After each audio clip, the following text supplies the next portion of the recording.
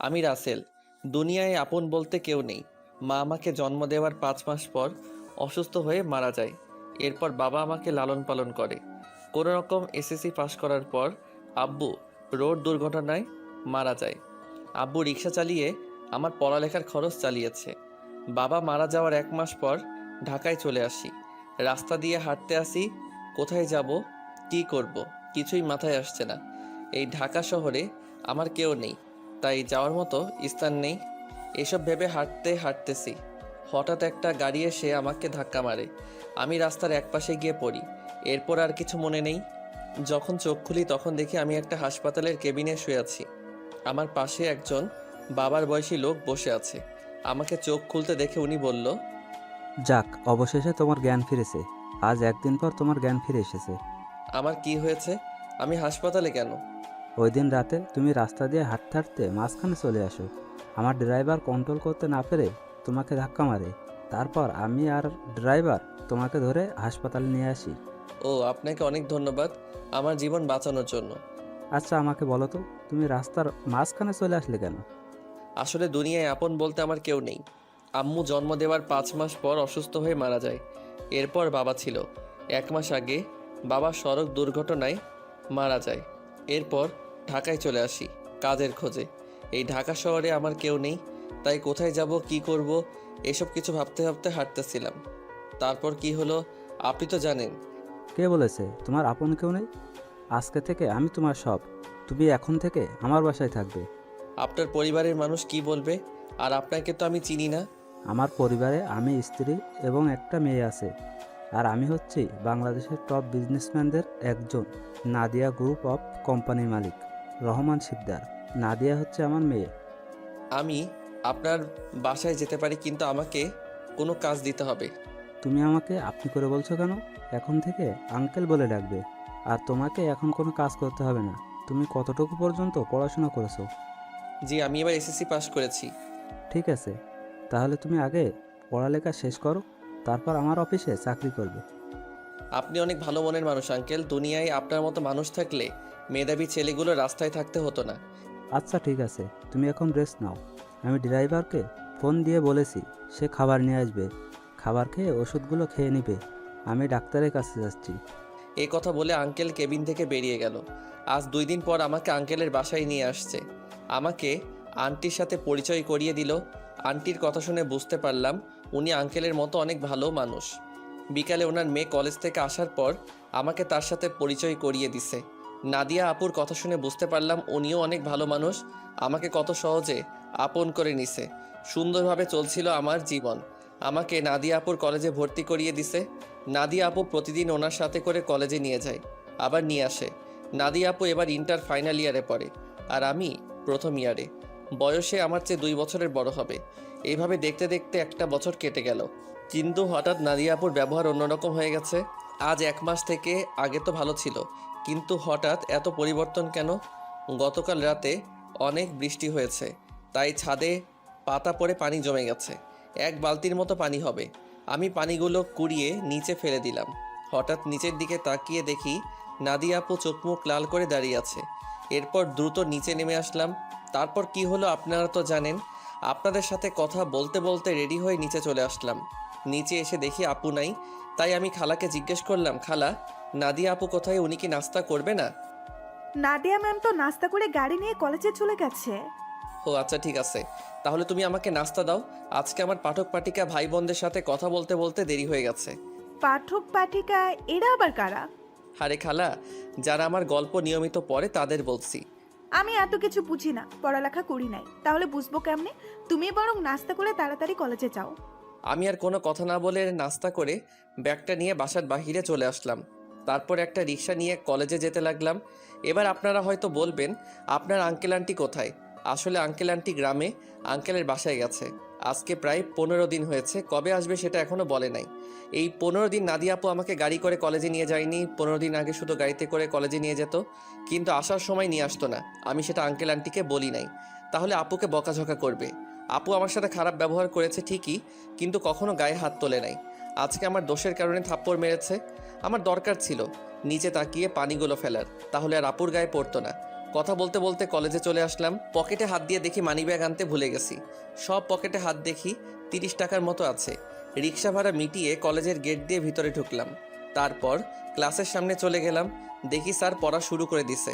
Sir ভিতরে আসতে পারি? আরে রাসেল, তুমি আজকে এত দেরি কেন কলেজে আসতে? আসলে স্যার বাসায় একটু কাজ ছিল, সেগুলো শেষ করে আসতে দেরি হয়ে গেছে। ঠিক আছে, এখন গিয়ে সিটে বসো। Okay sir. আমি আর কোনো কথা না বলে রাফির পাশে গিয়ে বসলাম। রাফি বলল, কি রে, তোর গাল লাল হয়ে আছে কেন? শালা, স্যার ধরতে পারে নাই, তুই শালা কিভাবে ধরলি? শোন, আমি তোর বেস্ট ফ্রেন্ড। তোর চেহারার দিক তাকালে আমি সব বুঝতে পারি। এখন বল, লাল হয়ে আছে কেন? নাদিয়া আপু কি তোর গায়ে হাত তুলেছে? তোকে কলেজ ছুটি হওয়ার পর সব খুলে বলবো। রাফি আর কোনো কথা বলল না। আসলে আমরা দুজন বেস্ট ফ্রেন্ড। আমি আমার সব কিছু ওর সাথে শেয়ার করি, আর রাফি তার সব কিছু আমার সাথে শেয়ার করে। রাফির বাবা আঙ্কেলের মতো একজন বিজনেসম্যান। সবগুলো ক্লাস শেষ করে দুই বন্ধু বাহিরে আসলাম। এবার বল, নাদিয়া আপু তোকে কেন মেরেছে? আসলে আমি আজকে সকালে, তারপর সব কিছু খুলে বললাম। এজন্য বুঝি তোর গায়ে হাত তুলবে? হাত তো তুলেছে, আবার কান ধরে উঠবস করিয়েছে, জামা কাপড় পরিষ্কার করিয়েছে। আচ্ছা, এসব কথা বাদ দেই, আমারই ভুল ছিল নিচে তাকিয়ে পানিগুলো ফেলার। ঠিক আছে চল, আজকে তোকে বাসায় নামিয়ে দিয়ে আসি। ঠিক আছে চলো। না করলাম না, কারণ আমার কাছে টাকা নেই। রাফির কাছ থেকে অনেক টাকা নিয়েছি, আবার টাকা দিতে গেলে নেয় না। নিজের কাছে খারাপ লাগে টাকার কথা বলতে। কথা বলতে বলতে বাসায় চলে আসলাম। রাফি গাড়ি নিয়ে চলে গেল। আসার সময় আপুকে কলেজে দেখলাম না, মনে হয় কোথাও গেছে। বাসার ভিতরে ঢুকে কলিং বেল চাপ দিলাম। খালা এসে দরজা খুলে দিল। আমি খালাকে বললাম, খালা, নাদিয়া আপু কি বাসায় আছে? তুমি যাওয়ার 30 মিনিট পর বাসায় চলে এসেছে। এখনো রুমে আছে, দেখে মনে হচ্ছে মন খারাপ। ঠিক আছে খালা, আমি রুমে গেলাম। আমি ফ্রেশ হয়ে আসছি, তুমি টেবিলে খাবার দাও। ঠিক আছে, যাও। আমি রুমে এসে ব্যাগটা টেবিলের উপর রেখে ওয়াশরুমে চলে গেলাম। ফ্রেশ হয়ে একটা জামা গায়ে দিয়ে নিচে চলে আসলাম। দেখি নাদিয়া আপু আসে নাই, তাই আমি আপুর রুমের সামনে দাঁড়িয়ে বললাম, আপু দরজাটা খোলো। কেন, কি হয়েছে? খাবার খেতে আসো। সেই সকালে রুমে ঢুকে বসে আছো, কি হয়েছে তোমার? আমার কিছু হয়নি, তুই এখন যা, আমাকে একা থাকতে দে। আপু প্লিজ দরজাটা খোলো, তোমার সাথে আমার কিছু কথা আছে। নাদিয়া আপু আর কোনো কথা না বলে দরজা খুলে দিয়ে বিছানায় গিয়ে বসলো। আমাকে বলল, বল, কি কথা বলবি? আপু তুমি সকালের ওটা নিয়ে আমার উপর রেগে আছো। তোমার যদি শাস্তি দেওয়া কম হয় তাহলে তুমি আমাকে আরও শাস্তি দাও, আমি মাথা পেতে নিব। তারপরও তুমি না খেয়ে থেকো না। নাদিয়া আপু আর কোনো কথা না বলে বিছানা থেকে উঠে এসে আমাকে জড়িয়ে ধরলো। তখন আপু বলল, তুই আমাকে ক্ষমা করে দে রাসেল, আমি তোর উপর রাগ করে নেই। আমি একটা ছেলেকে ভালোবাসি, কিন্তু ছেলেটা অন্য একটা মেয়েকে ভালোবাসে, তাই ওর উপরে রাগ করে তোর সাথে খারাপ ব্যবহার করছি। তুই আমাকে মাফ করে দে। আজকে তোর গায়ে হাত তুলে নিজের কাছে অনেক খারাপ লাগছে, তাই ক্লাস না করেই বাসায় চলে আসি। নাদিয়া আপু কান্না করে কথাগুলো বলল। আপু আমি কিছু মনে করি নাই, আমি জানি তোমার হয়তো কিছু হয়েছে, তাই তুমি আমার সাথে এরকম করছো। তুমি একটা বার ওই ছেলেটাকে দেখিয়ে দিও, আমি ওকে আবার তোমার কাছে নিয়ে আসবো। না রে, ও আর আমাকে ভালোবাসে না, ও আমার সাথে প্রেমের অভিনয় করছে, আমি সেটা বুঝতে পারি নাই। মন খারাপ করো না, দেখবে আস্তে আস্তে সব ঠিক হয়ে যাবে। তুমি ফ্রেশ হয়ে আসো, দুজনে একসাথে খাবার খাবো। ঠিক আছে, তুই বস, আমি ফ্রেশ হয়ে আসছি। নাদিয়া আপু ফ্রেশ হতে চলে গেল। আমি বিছানায় বসে আপুর মোবাইল টিপতে লাগলাম। গ্যালারিতে ঢুকে দেখি একটা ছেলের অনেকগুলো ছবি। তার মানে এই ছেলের সাথে প্রেম করত। ছেলেটা দেখতে অনেক সুন্দর, আমি ওই ছেলের কাছে কিছুই না। অবাক করার বিষয় হলো, ওই ছেলের সাথে আপুর একটা ছবিও দেখলাম না।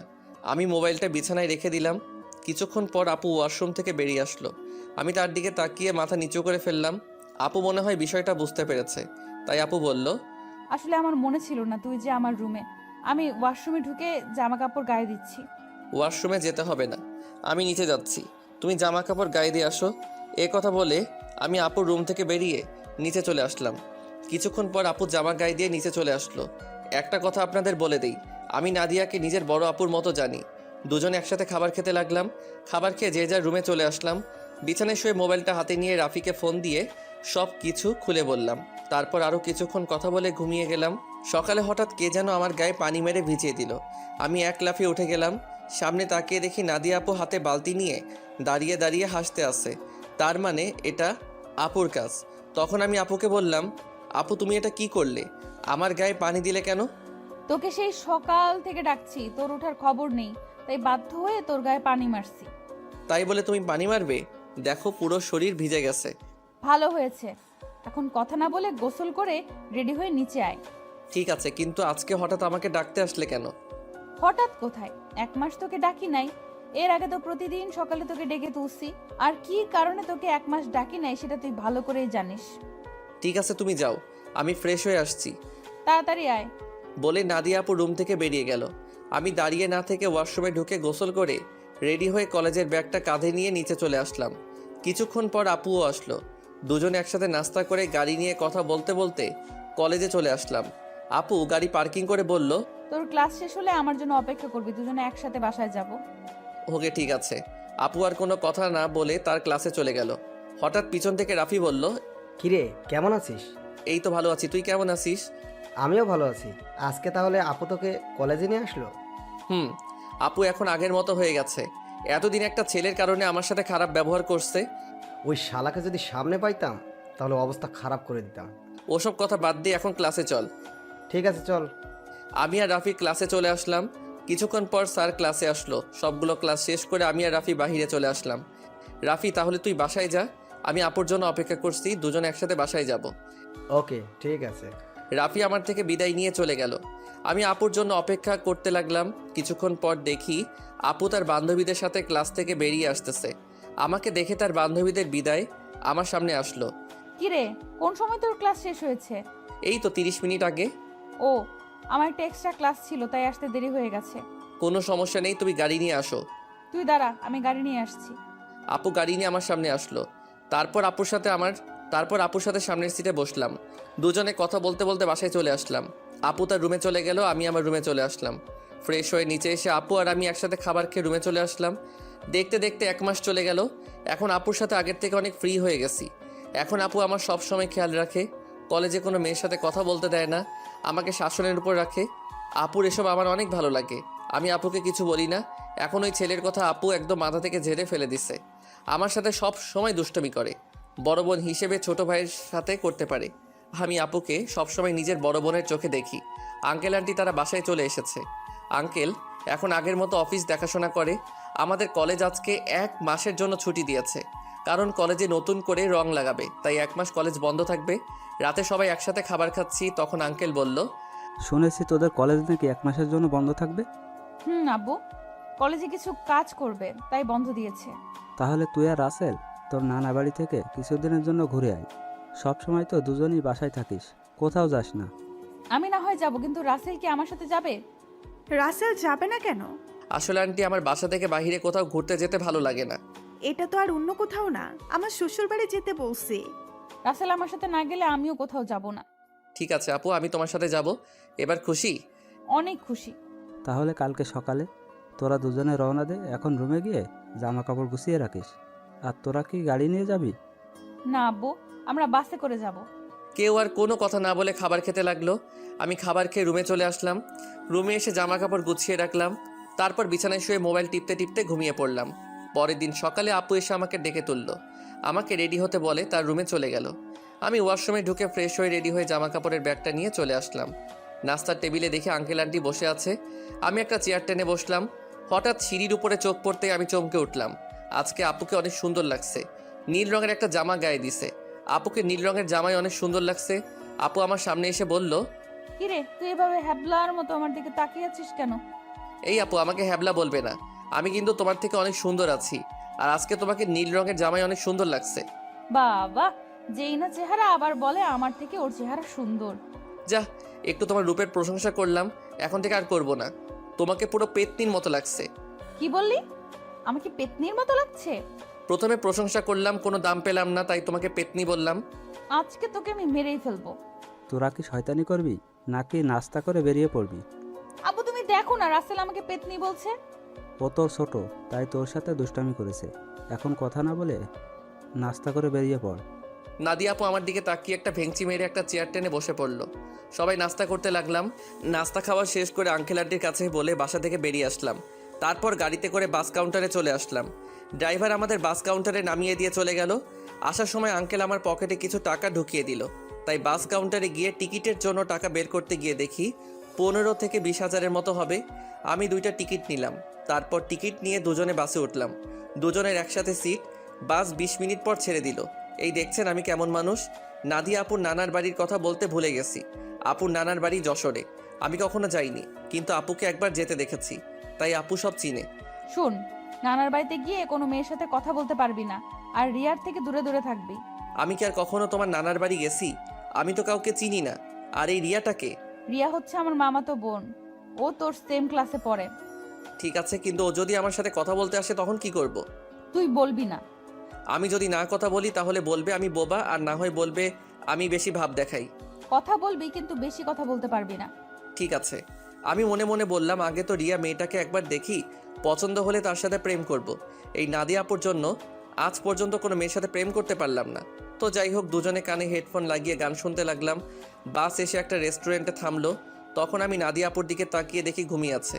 আমি আপুকে ডাক দিলাম। আপু চোখ খুলে বলল, কিরে ডাকছিস কেন? আপু, বাস একটা রেস্টুরেন্টে থামছে, চলো দুজনে খাবার খেয়ে নেই। ঠিক আছে চল। নাদিয়া আপু আর আমি বাস থেকে নেমে রেস্টুরেন্টের ভিতরে ঢুকে গেলাম। আপু ওয়াশরুমে ঢুকে ফ্রেশ হয়ে আসলো, আমিও অন্য একটা ওয়াশরুমে ঢুকে ফ্রেশ হয়ে আসলাম। দুজনে গিয়ে একটা টেবিলে গিয়ে বসলাম। আপু ওনার মতো করে অর্ডার করলো, আমি আমার মতো করে অর্ডার করলাম। কিছুক্ষণ পর ওয়েটার খাবার নিয়ে আসলো, দুজনে খাবার খেতে লাগলাম। খাবার খেয়ে দুজনে আবার বাসের ভিতরে চলে আসলাম, আবার আগের মতো বসে পড়লাম। বাস কিছুক্ষণ পর ছেড়ে দিল। বাস চলছে আপন গতিতে, আমরা দুজন আবার হেডফোন লাগিয়ে গান শুনতে লাগলাম। দেখতে দেখতে আমরা এখন যশোরে চলে এসেছি। দুজনে বাস থেকে নেমে দেখি একটা গাড়ি আমাদের সামনে দাঁড়িয়ে আছে, আর গাড়ির সাথে একজন লোক দাঁড়িয়ে আছে। নাদিয়ার মামা বলে তাকে জড়িয়ে ধরলো। আসলে আমি কখনো আপুর মামাকে দেখি নাই, ওর মামা ঢাকায় মনে হয় সহজে যায়নি, তাই চিনতে পারলাম না। আমি আর আপু পিছনের সিটে বসলাম। তখন আপুর মামা বলল, তাহলে এ হচ্ছে রাসেল? মামা, ও হচ্ছে রাসেল। তুমি তো বাইরে ছিলে, তাই দেখো নাই। ও তার মানে নাদিয়ার মামা বাহিরে ছিল। তখন নাদিয়ার মামা বলল, কেমন আছো রাসেল? পড়ালেখা কেমন চলছে? জি মামা, আমি অনেক ভালো আছি, আর পড়াশোনা ভালোই চলছে। ও, তা কয়টা মেয়ের সাথে প্রেম করো? মামা আপনি এটা কি বলছেন? আরে সমস্যা নেই, আমাকে তোমার বন্ধু ভেবে বলতে পারো। প্রেম মনে হয় আমি কখনো করতে পারবো না। একটা পেতনির কারণে সবসময় আমাকে মেয়েদের থেকে দূরে সরিয়ে রাখে। ও মা, তাই? তা সে মানুষটাকে? আমি আপুর দিকে তাকিয়ে দেখি আমার দিকে চোখ লাল করে তাকিয়ে আছে। ভয়ে আমার গলা শুকিয়ে গেল, তাই কথা ঘুরিয়ে বললাম, আসলে আমার কলেজের এক ছেলে বন্ধু। সে বলেছে আমাদের দুজনের মধ্যে কেউ কখনো প্রেম করব না, কোনো মেয়ের সাথে বন্ধুত্ব করব না। এই কারণে আজ পর্যন্ত একটা প্রেম করতে পারলাম না। আমার কথা শুনে মামা হাসতে হাসতে শেষ। আপুর দিকে তাকিয়ে দেখে আবার মুচকি মুচকি হাসছে। যাক বাবা, এবার তাহলে বেঁচে গেছি। তা নাহলে খাচ্ছনি আজকে আমার অবস্থা খারাপ করে ছাড়তো। কথা বলতে বলতে মামা একটা বাসার ভিতরে গাড়ি ঢুকিয়ে দিল। আমি আর আপু গাড়ি থেকে নামলাম। আপু দৌড়ে ভিতরে চলে গেল। আমি এক জায়গায় দাঁড়িয়ে আছি। মামা গাড়ি পার্কিং করে আমার সামনে এসে বলল, কি ব্যাপার রাসেল, তুমি এখানে দাঁড়িয়ে আছো কেন? ভেতরে যাও। আমি কেমন করে যাব? আমি তো কাউকে চিনি না। আপু তো আমাকে না নিয়ে দৌড় দিয়ে ভিতরে চলে গেল। ও, এ ব্যাপার। ঠিক আছে, তুমি আমার সাথে আসো। এটা হচ্ছে আমাদের বাড়ি। আপনাদের বাড়িটা অনেক সুন্দর। এই বাড়িটা আব্বু বানিয়েছে প্রায় 5 কোটি টাকা খরচ করে। বাহির থেকে যদি এত সুন্দর হয়, না জানি ভিতরে দেখতে কেমন। তুমি ভেতরে আসো, তারপর দেখো কেমন লাগে। দুজনে কথা বলতে বলতে ভিতরে গেলাম। ভিতরে ঢুকে আমি তো আরও অবাক হয়ে গেলাম। পুরো বাড়িটা রাজপ্রাসাদের মতো। বাইরে থেকে ভেতরে কেমন লাগছে? অনেক সুন্দর মামা। গ্রামের ভেতরে আমাদের বাড়িটা 1 নম্বরে আছে। এমন বাড়ি আর কোথাও নেই। হুম। ঠিক আছে, তুমি ওপরে গিয়ে হাতের হাতের ডান পাশের রুমে চলে যাও। যতদিন এই বাড়িতে থাকবে ততদিন ওই রুমেই থাকবে। ওকে ঠিক আছে মামা। এই বলে আমি সিঁড়ি বেয়ে উপরে উঠলাম। তারপর হাতের ডান পাশের রুমে ঢুকে গেলাম। ভিতরে ঢুকে দেখি রুমটা অনেক সুন্দর। আমি কাঁধের ব্যাগটা বিছানায় রেখে জামা কাপড় বের করে ওয়াশরুমে ঢুকে গেলাম। গোসল করে একটা জামা গায়ে দিয়ে রুম থেকে বেরিয়ে আসতেই কারোর সাথে ধাক্কা খেয়ে নিচে পড়ে গেলাম। নিচে তাকিয়ে দেখি একটা মেয়ের গায়ের উপরে পড়ে আছি। মেয়েটা দেখতে খুবই সুন্দর, যে কোনো ছেলে দেখলে প্রেমে পড়ে যাবে। তো যাই হোক, আমি তাড়াতাড়ি মেয়েটার উপর থেকে উঠে গেলাম। হাত বাড়িয়ে মেয়েটাকে দাঁড় করালাম। তখন আমি বললাম, সরি, বিশ্বাস করুন আমি আপনাকে দেখতে পাইনি। সমস্যা নেই, কিন্তু আপনাকে তো ঠিক চিনতে পারলাম না। আপনি কে, আর আমাদের বাড়িতে কি করেন? আমি রাসেল, নাদিয়া আপুর সাথে এসেছি। আমি নাদিয়া আপুদের বাসায় থাকি। ও, তার মানে আপনি রাসেল। ফুপা ফুপির কাছে আপনার কথা শুনেছি। আমি রিয়া, নাদিয়া আপুর মামাতো বোন। ও, তার মানে আপু আসার সময় আপনার কথা বলছে? নাদিয়া আপু আপনাকে আমার ব্যাপারে কি বলেছে? তেমন কিছু না, বলছে আপনি নাকি আমার সেম ইয়ারে পড়েন। বাকিটা বললাম না, শুনলে রিয়া কষ্ট পাবে, তাই ওই কথা বললাম না। তখন রিয়া বলল, ও, তার মানে আপনি আমার সেম ইয়ারে পড়েন। তাহলে আমরা আপনি করে বলছি কেন? আমরা তো নাম এবং তুই করে বলতে পারি। ঠিক আছে, এখন থেকে তুই করে বলবো। এখন চল নিচে যাই। আসার পর তোর আম্মুর সাথে কথা বলি নাই এবং তোর দাদা দাদির সাথে দেখা করি নাই। ঠিক আছে চল। আমি আর রিয়া দুজনে নিচে চলে আসলাম। আপুর দিকে তাকিয়ে দেখি আমার দিকে চোখ লাল করে তাকিয়ে আছে, মনে হয় আমাকে গিলে খাবে। আসসালামু আলাইকুম মামি, কেমন আছো তুমি? আমি ভালো আছি, তুমি কেমন আছো? আমাদের বাসায় তো কখনো আসো নাই, তোমাকে অনেকবার বলেছি আসার জন্য। আমি ভালো আছি মামি। আসলে মামি আমার বাসা থেকে কোথাও যেতে ভালো লাগে না, আপু আমাকে নিয়ে এসেছে। নাদিয়া যদি না বলতো তাহলে বুঝি আসতে না? আসলে তেমন কিছু না মামি। আচ্ছা এসব কথা বাদ দাও তো, এখন বলো নানা নানি কোথায়? তাদের তো দেখছি না। আসলে আব্বু আম্মুকে নিয়ে তার ভাইয়ের বাসায় বেড়াতে গেছে। বুড়ো বয়সে ঘুরতে গেছে তারা? বুড়ো হলে বুঝি যেতে পারে না? আমি সেটা বলি নাই, মানে তাদের ভালোবাসা বুড়ো বয়সে এখনো আছে। এত কথা না বলে খাবার খা। খাবার খেয়ে তুই আমার রুমে আসবি, তোর সাথে আমার কথা আছে। ঠিক আছে আপু, আর কোনো কথা না। খাবার খেয়ে নিজের রুমে চলে আসলাম। কিছুক্ষণ রেস্ট নিয়ে আপু রুমের সামনে গিয়ে বললাম, আপু ভিতরে আসবো? আয় বস। আমি ভিতরে ঢুকে দেখি আপুর চোখ দিয়ে পানি পড়ছে। তখন আমি আপুকে বললাম, আপু তোমার কি হয়েছে? তোমার চোখ দেখে বোঝা যাচ্ছে তুমি মনে হয় কান্না করেছো। তোকে আসার সময় কি বলছি তোর মনে নেই? তুই রিয়ার সাথে কথা বলছিস কেন? বারে কথা বলে সমস্যা কোথায়? তোমাকে বলছি না আমি বেশি কথা বলবো না। ঠিক আছে, তুই এখন আমার রুম থেকে কোথাও যাবি না, আমার রুমে বসে থাকবি। আপু পুরোটা রাস্তায় জার্নি করে আসছি, তাই ভাবছি একটা ঘুম দিমো। তাহলে আমার রুমে ঘুমিয়ে পড়, তোর রুমে যাওয়া লাগবে না। যদি বাড়ির মানুষ অন্য কিছু ভাবে তখন কি হবে? এই বাসার সবাই জানে আমি তোর থেকে বড়, তাহলে অন্য কিছু ভাববে না। কথা না বলে ঘুমিয়ে পড়। আমি আর কোনো কথা না বলে আপুর বিছানায় ঘুমিয়ে পড়লাম। এবার আপনাদের কিছু কথা বলি। আসলে নানা নানি এবং মামি অনেকবার ঢাকায় গেছে, তাই ওদের চিনি। কিন্তু রিয়া কখনো ঢাকায় যায়নি, আর কেন যায় না সেটা আমি বলতে পারবো না। আমার ঘুম আসার পর আপু আমার দিকে তাকিয়ে আছে আর মনে মনে বলে, রাসেল তুই কি আমার মুখের কথা বুঝতে পারিস না? আমি তোর এত খেয়াল কেন রাখি, তোকে কোনো মেয়ের সাথে কথা বলতে দেই না কেন? কারণ আমি তোকে অনেক ভালোবাসি। তোকে যদি আমার জীবনে না পাই তাহলে আমার এই জীবন শেষ করে দিব। আমি তোকে অন্য মেয়ের সাথে সহ্য করতে পারবো না। এই কথা বলে আপু আমার কপালে এবং গালে 4-5টা চুমু খেলো। তারপর রুম থেকে বেরিয়ে রিয়ার রুমে গেল। রিয়া বিছানায় শুয়ে কি যেন ভাবছে। তখন আপু রিয়ার পাশে বসে বলল, কি রে রিয়া, তোকে দেখে বোঝা যাচ্ছে তুই কিছু একটা নিয়ে চিন্তিত আছিস। আসলে আপু তেমন কিছু না। এখন বলো হঠাৎ আমার রুমে? কেন, তোর রুমে কি আসা যাবে না? আরে আমি ওইভাবে বলি নাই। আচ্ছা ওটা বাদ দাও, তোমাকে একটা কথা বলি। রাসেল কি কোনো মেয়ের সাথে প্রেম করে? কেন, আমার জানা মতে রাসেল কোনো মেয়ের সাথে প্রেম করে না। তা এটা কেন জিজ্ঞেস করলি? না আপু, এমনি জিজ্ঞাসা করলাম। তা আপু তোমার পড়ালেখা কেমন চলছে? আমার তো ভালোই চলছে, তোর কেমন চলছে? আমারও ভালোই চলছে। ঠিক আছে তুই থাক, আমি রুমে গেলাম। এই কথা বলে আপু নিজের রুমে চলে আসলো। আর এদিকে রিয়া ভাবছে, তাহলে আমার লাইন ক্লিয়ার। আমি রাসেলকে আমার করে নিব। আমি ওকে প্রথম দেখায় ভালোবেসে ফেলেছি। আমাকে যে করেই হোক রাসেলের মন জয় করতে হবে। কিন্তু আমি ওর মন জয় করব কেমন করে? তখন রিয়া ভাবতে লাগলো। হঠাৎ তার মাথায় একটা বুদ্ধি আসে, আমাকে তার সাথে প্রতিদিন কলেজে নিয়ে যাবে। তারপর আস্তে আস্তে রাসেলকে রিয়ার প্রতি দুর্বল করবে। বিকালে ঘুম থেকে উঠে দেখি আপু আমার পাশে শুয়ে আছে, যেন একটা পিচ্চি মেয়ে আমার পাশে শুয়ে আছে। আমি আপুর দিকে তাকিয়ে বিছানা থেকে নামতেই আপুর ঘুমটা ভেঙে গেল। কি ব্যাপার আপু, তুমি উঠলে কেন? ঘুম ভেঙে গেছে তাই উঠে গেলাম। তুই ফ্রেশ হয়ে আয়, দুজনে মিলে গ্রামটা ঘুরে দেখবো। ঠিক আছে, আমি রুমে গিয়ে ফ্রেশ হয়ে আসছি। এই বলে আপুর রুম থেকে বেরিয়ে নিজের রুমে চলে আসলাম। ওয়াশরুমে ঢুকে ফ্রেশ হয়ে একটা জামা গায়ে দিয়ে নিচে নেমে আসলাম। নিচে এসে দেখি রিয়া সোফায় বসে টিভি দেখছে।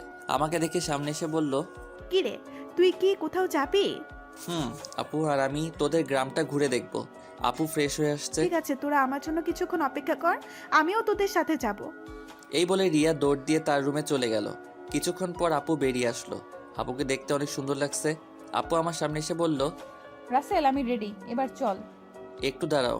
রিয়া বলেছে সেও আমাদের সাথে যাবে, আমাদের অপেক্ষা করতে বলছে। আপু রিয়ার কথা শুনে মুখটা বেজার করে ফেললো। আমি বুঝতে পেরেছি, কিন্তু আমি তো আর রিয়াকে মানা করতে পারবো না। কিছুক্ষণ পর রিয়াও বেরিয়ে আসলো। রিয়াকেও অনেক সুন্দর লাগছে, হালকা মেকআপ করছে, তাতেই অনেক সুন্দর লাগছে রিয়াকে। তারপর আমরা তিনজন বাসা থেকে বেরিয়ে গ্রামের ভিতর দিয়ে হাঁটতে লাগলাম। গ্রামের দৃশ্য দেখতে অনেক সুন্দর। মন চায় সারাটা দিন সবুজ শ্যামলে গ্রামটা ঘুরে দেখতে। কি সুন্দর বাতাস বয়ে যাচ্ছে, বাতাসে আপু এবং রিয়ার চুল উঠছে। তাদের দিকে তাকিয়ে দেখে ওরা দুজন আমার দিকে তাকিয়ে আছে। আমি তো কিছুই বুঝতে পারলাম না। ঘুরতে ঘুরতে রাত 8টা বেজে গেল। আসলে আমরা রিয়াদের বাজারে আসছি, এখানে ফুচকা আইসক্রিম খেয়েছি। আপু বেশি খাইনি, চেহারাটা কেমন করে যেন রেখেছে, মনে হয় রিয়াকে সাথে করে আনার জন্য মন খারাপ করে ফেলছে।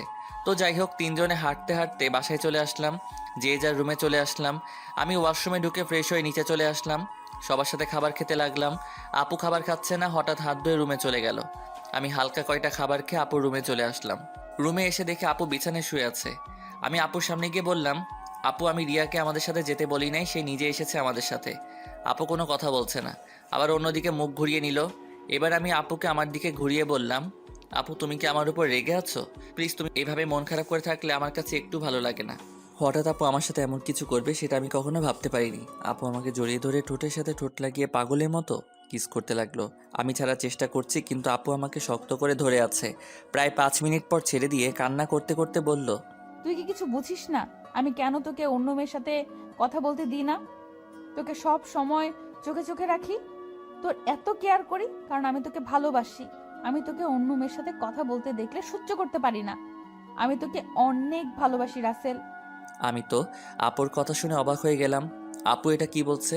তখন আমি আপুকে বললাম, আপু তোমার মাথা কি ঠিক আছে? তুমি এটা কি বলছো? আমি তোমাকে বড় বোনের মতো সম্মান করি। আমি মনে করছি তুমি আমাকে ছোট ভাই হিসেবে এত কেয়ার এবং খেয়াল রাখো। না, আমি তোকে ভালোবাসি বলে এত কেয়ার এবং খেয়াল রাখি। প্লিজ রাসেল, তুই আমাকে ফিরিয়ে দিস না। আপু এটা কখনো সম্ভব নয়। তুমি আমার 2 বছরের বড়, এটা পরিবারের এবং আঙ্কেল আন্টি কখনো মেনে নিবে না। সমাজের মানুষ নানান ধরনের কথা বলবে। আমি পারবো না তোমাকে ভালোবাসতে। তুই যদি আমাকে ভালো না বাসিস তাহলে আমি নিজেকে শেষ করে দিব। আমি তোকে ছাড়া বড় অসহায়, আমি তোকে ছাড়া থাকতে পারবো না। এই তোমাদের মতো মেয়েদের বাংলা সিনেমার মতো একটা ডায়লগ আছে, কাউকে নিজের করে না পেলে আত্মহত্যা করবে, হাত কেটে ফেলবে, ছাদ থেকে লাফ দিবে, এমনকি বিষ খাবে। এগুলো ছাড়া আর কি তোমরা কিছু করতে পারো না? যাকে ভালোবাসি তাকে যদি নিজের করে না পাই, তাই মেয়েরা এসব করতে বাধ্য হয়। আমি তোকে সত্যিই অনেক ভালোবাসি। আপু আমি তোমাকে বোনের মতো জানি, আমি তোমাকে কখনো ভালোবাসতে পারবো না।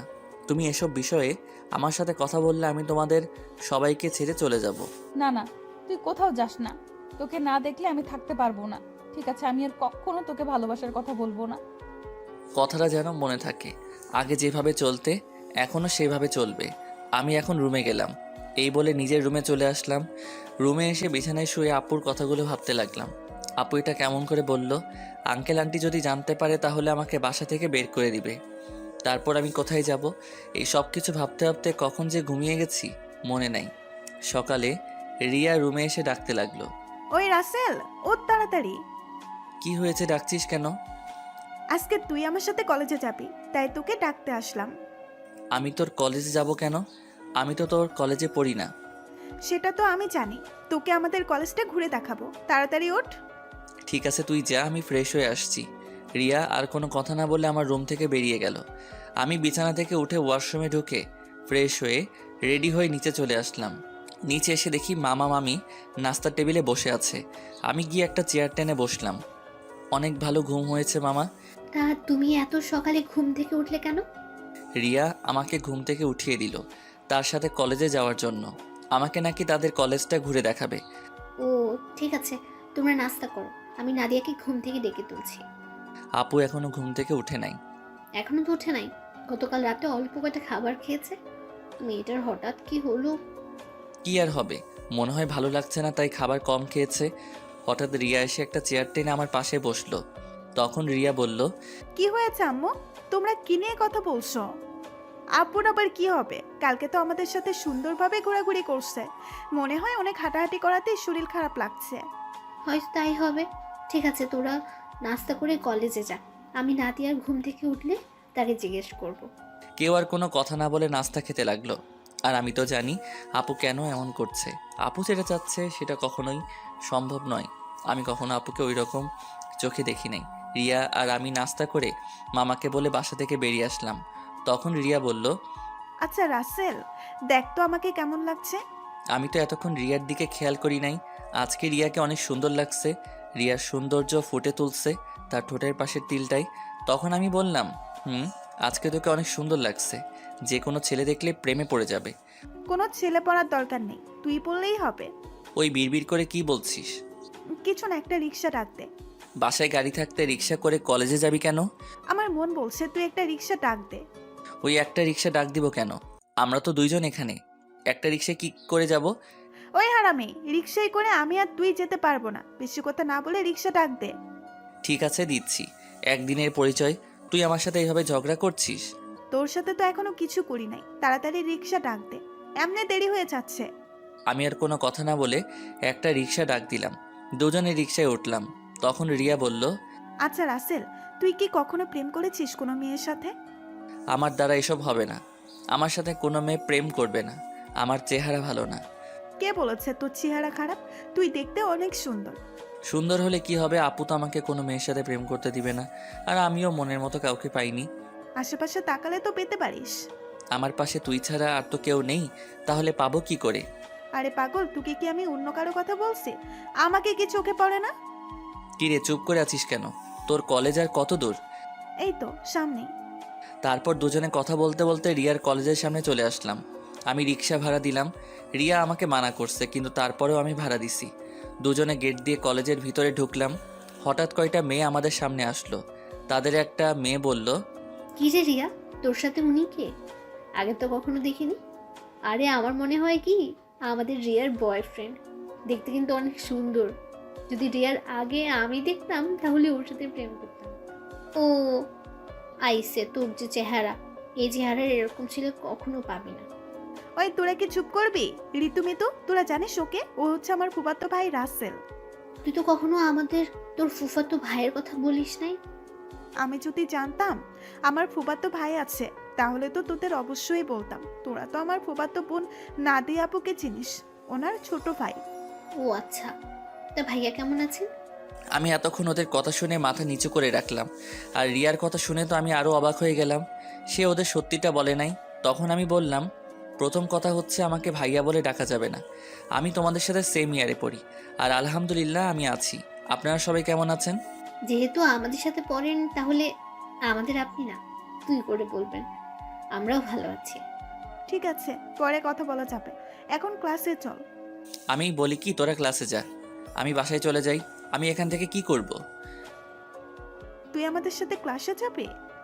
যদি তোদের স্যার এবং ছাত্র ছাত্রী কিছু বলে? তাও কথা ঠিক। আচ্ছা তাহলে তুই বাসায় চলে যা, দুপুর 1টার সময় আমাকে এসে নিয়ে যাস। আমি ঠিক আছে বলে কলেজ থেকে বেরিয়ে একটা রিক্সা নিয়ে বাসায় চলে আসলাম। বাসায় কলিং বেল চাপ দেওয়ার পর মামি এসে দরজা খুলে দিল। আমাকে দেখে বলল, কি ব্যাপার রাসেল, তুমি চলে আসলে কেন? আমি কলেজ থেকে কি করব, তাই চলে আসলাম। রিয়া বলেছে তাকে দুপুরে গিয়ে নিয়ে আসতে। ও ঠিক আছে, তুমি রুমে যাও, আমি তোমার জন্য উপরে কফি নিয়ে আসছি। আমি এখন কফি খাবো না। আপু কি ঘুম থেকে উঠেছে? নাস্তা করে এখন ওর রুমে আছে। ঠিক আছে। আমি আপুর রুমে গেলাম বলে ভিতরে ঢুকে আপুর রুমে চলে গেলাম। আপুর রুমে এসে দেখি কার সাথে যেন মোবাইলে হেসে হেসে কথা বলছে। আমাকে দেখে ফোনটা কেটে দিল। তখন বলল, তুই আমার রুমে কেন এসেছিস? আমি তোমার রুমে আসলে সমস্যা কোথায়? আর তুমি কার সাথে কথা বলছো? সেটা কি তোকে বলতে হবে? আপু, তুমি আমার সাথে এভাবে কথা বলছো কেন? তোর সাথে আমার কথা বলতে ভালো লাগছে না, তুই আমার রুম থেকে বেরিয়ে যা। আমি আর কোনো কথা না বলে আপুর রুম থেকে বেরিয়ে আমার রুমে চলে আসলাম। বিছানায় বসে ভাবতে লাগলাম, আপুর হঠাৎ কি হলো? আমার মনে হয় তার ভালোবাসা অ্যাকসেপ্ট না করার কারণে আমার উপর রেগে আছে। আপুর এমন কথায় কেন জানি আমার অনেক খারাপ লাগছে। পরে ভাবলাম, রাগ করলে করুক, কিছুদিন পর এমনি ঠিক হয়ে যাবে। আর কিছু না ভেবে একটা ঘুম দিলাম। দুপুরের দিকে ঘুম থেকে উঠে দেখি 1টা বাজার 10 মিনিট বাকি আছে। তাই কোনো রকম ফ্রেশ হয়ে মামিকে বাসা থেকে বেরিয়ে একটা রিক্সা নিয়ে রিয়ার কলেজের সামনে চলে আসলাম। কলেজের সামনে এসে দেখি রিয়া তার বান্ধবীদের সাথে বাহিরে দাঁড়িয়ে আছে। আমাকে দেখে ঋতু আর মিতুর থেকে বিদায় নিয়ে আমার সাথে রিক্সায় উঠে বসলো। তোর আসতে লেট হলো কেন? আসলে কলেজ থেকে গিয়ে ঘুমিয়ে পড়েছি, উঠতে একটু দেরি হয়ে গেছে, তাই আসতে একটু দেরি হয়েছে। ও তারপর দুজনে কথা বলতে বলতে বাসায় চলে আসলাম। এবার রিয়া আমাকে রিক্সা ভাড়া দিতে দিল না, রিয়া এবার রিক্সা ভাড়া দিল।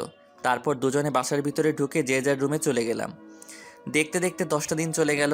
রিয়া আর তার বান্ধবীদের সাথে ভালো বন্ধুত্ব হয়েছে, কিন্তু আপু আমার সাথে ঠিকভাবে কথা বলে না। সবসময় কার সাথে যেন ফোনে হেসে হেসে কথা বলে। আপুর এড়িয়ে চলা আমার অনেক খারাপ লাগে। এখন কেন জানি আপু ফোনে কারোর সাথে হেসে হেসে কথা বললে আমার কেমন জানি লাগে। রাতে সবাই মিলে খাবার খেতে লাগলাম। তখন নাদিয়া আপু বলল, মামা মামি আমি কালকে ঢাকায় ফিরে যাব, আমার জরুরি কাজ আছে। তুই যাবি মানে? তাহলে রাসেল কি করবে? ও যাবে কিনা সেটা বলতে পারে। রাসেল তুমি কি বলো, নাদিয়ার সাথে কি তুমি যাবে, নাকি তুমি আরো কিছুদিন থাকবে? না মামা মামি, আমিও আপুর সাথে কালকে চলে যাব। আমি থেকে কি করব? তা গাড়ি নিয়ে যাবে নাকি বাসে করে যাবে? না মামা, আমরা বাসে করে যাব। তুমি ড্রাইভারকে বলে দিও আমাদের বাস কাউন্টারে নামিয়ে দিতে। হঠাৎ রিয়ার আবার কি হলো? ও খাবার না খেয়ে রুমে চলে গেল কেন? সেটা আমি বলবো কেমন করে? তুমি গিয়ে তোমার মেয়েকে জিজ্ঞেস করো। ঠিক আছে, ওর সাথে পরে কথা বলবো, এখন খাবার খাও। সবাই খাবার খেতে লাগলো। আমি খাবার খেয়ে রুমে চলে আসলাম। রুমে এসে দেখি টেবিলের উপর একটা কাগজ, লেখা আছে, রাসেল তুই একটু ছাদে আয়, আমি রিয়া, তোর সাথে কিছু কথা আছে। রিয়া হঠাৎ আমাকে ছাদে যেতে বলল কেন? আমি আর কোনো কিছু না ভেবে রুম থেকে বেরিয়ে ছাদে চলে গেলাম। ছাদে নিয়ে দেখি রিয়া ছাদের একটা কোথায় অন্যদিকে তাকিয়ে আছে। আমি রিয়ার সামনে গেলাম, তারপর রিয়াকে বললাম, বল আমাকে ছাদে আসতে বললি কেন? রিয়া আমার দিকে ঘুরে তাকালো। রিয়ার চোখ দেখি লাল হয়ে আছে, মনে হয় কান্না করছে। রিয়া বলল, রাসেল আমি তোকে কিছু কথা বলতে চাই, প্লিজ তুই না করিস না। কি কথা আগে সেটা বল। তারপর রিয়া আমাকে যে কথা বলল, সে কথা কখনো আমি রিয়ার থেকে আশা করি নাই। রিয়া এই কথা কিভাবে বলতে পারলো? রাসেল আমি তোকে প্রথম যেদিন আমাদের বাসায় দেখি, তোর সাথে ধাক্কা খাই, সেদিন থেকে আমি তোকে ভালোবেসে ফেলেছি। আমি মনে করছি আরো কিছুদিন পর তোকে ভালোবাসার কথা বলবো, কিন্তু যখন শুনেছি তুই কালকে ঢাকায় ফিরে যাবি, তখন আমার মনটা অনেক খারাপ হয়ে যায়। আমি আর থাকতে পারলাম না, তাই তোকে সাথে ডেকে ভালোবাসার কথা বললাম। সত্যি রাসেল, আমি তোকে অনেক ভালোবাসি। এ কথা বলে রিয়া আমাকে জড়িয়ে ধরলো। আমি রিয়াকে বন্ধু ছাড়া অন্য কিছু ভাবি নাই, তাই ওর সাথে এত ফ্রি হয়েছি। কিন্তু রিয়া যে আমাকে ভালোবাসার কথা বলবে তা আমি কখনো ভাবিনি। আমি রিয়াকে আমার থেকে ছেড়ে বললাম, দেখো রিয়া, আমি তোকে বন্ধু ছাড়া অন্য কিছু কখনো ভাবিনি। আমি তোকে ভালোবাসতে পারবো না, তুই প্লিজ রাগ করিস না। তুই আমার থেকে অনেক ভালো ছেলে পাবি, আমাকে তুই ভুলে যা। রিয়া আমার কথা শুনে জোরে জোরে কান্না করে দিল। তারপর রিয়া বলল, তুই কেন আমাকে ভালোবাসতে পারবি না? আমি কি দেখতে খারাপ? কেন ভালোবাসতে পারবো না সেটা আমি বলতে পারবো না, আর তুই দেখতে অনেক সুন্দর। ঠিক আছে, জোর করে তো আর কারো ভালোবাসা পাওয়া যায় না, কিন্তু আমি তোকে কখনো ভুলতে পারবো না। তোকে আমি অনেক ভালোবেসে ফেলেছি। প্লিজ তুই পাগলামি করিস না, দেখবি তুই আমার থেকে ভালো ছেলে পাবি। ঠিক আছে, আমি রুমে গেলাম। এ কথা বলে রিয়া ছাদ থেকে নেমে গেল। এই কারণে মেয়েদের সাথে বন্ধুত্ব করি না। আমি আর কিছু না ভেবে ছাদ থেকে নেমে নিজের রুমে চলে গেলাম। বিছানায় শুয়ে পড়লাম। পরের দিন সবার থেকে বিদায় নিয়ে আমি আর আপু বেরিয়ে আসলাম। রিয়া আর আমার সামনে আসে নাই। ড্রাইভার আমাদের বাস কাউন্টারে নামিয়ে দিয়ে চলে গেল। আসার সময় আপু একটা কথাও বলে নাই আমার সাথে। আপুর এত পরিবর্তনে আমার অনেক খারাপই লাগছে। আপুর দুষ্টুমিগুলো কেয়ার করা সব কিছুই মিস করছি। আগে ঢাকায় ফিরে যাই, তারপর আপুর সাথে কথা বলবো। টিকিট কেটে দুজনে বাসে উঠলাম। দুজনের সিট একসাথে পড়েছে। আপু জানালার পাশে গিয়ে বসলো। দেখতে দেখতে আমরা ঢাকায় এসে পৌঁছে গেলাম। ড্রাইভার আঙ্কেল আমাদের নেওয়ার জন্য গাড়ি নিয়ে অপেক্ষা করছে। আমি আসার সময় ড্রাইভার আঙ্কেলকে ফোন দিয়ে আসতে বলেছি। দুজনে বাস থেকে নেমে গাড়িতে গিয়ে বসলাম। আমি ড্রাইভার আঙ্কেলের সাথে সামনের সিটে বসলাম। আপু পিছনের সিটে গিয়ে বসলো। আপুর দিকে তাকিয়ে দেখি কার সাথে যেন মোবাইলে চ্যাটিং করছে। আমি আপুর থেকে চোখ সরিয়ে নিলাম। কিছুক্ষণ পর বাসায় চলে আসলাম। আপু গাড়ি থেকে নেমে ভিতরে চলে গেল। আমি জামা কাপড়ের ব্যাগ নিয়ে ভিতরে গেলাম। আন্টি বলল, কি ব্যাপার রাসেল, তোমরা এত তাড়াতাড়ি বাসে আসলে যে? আরো কিছুদিন থাকতে। আন্টি আপুর নাকি কাজ আছে, তাই চলে আসলাম। আর 10 দিন তো থেকে আসলাম। ঠিক আছে, তুমি রুমে গিয়ে ফ্রেশ হয়ে আসো, আমি টেবিলে খাবার দিচ্ছি। ঠিক আছে আন্টি, এই বলে নিজের রুমে চলে আসলাম। রুমে এসে ওয়াশরুমে ফ্রেশ হয়ে নিচে চলে আসলাম। একটা চেয়ার টেনে বসলাম। আপুকে দেখলাম না টেবিলে। তখন আমি আন্টিকে বললাম, আন্টি আপু কোথায়? আপু খাবার খাবে না? ও তো খাবার খেয়ে রুমে চলে গেছে, তুমি খেয়ে নাও।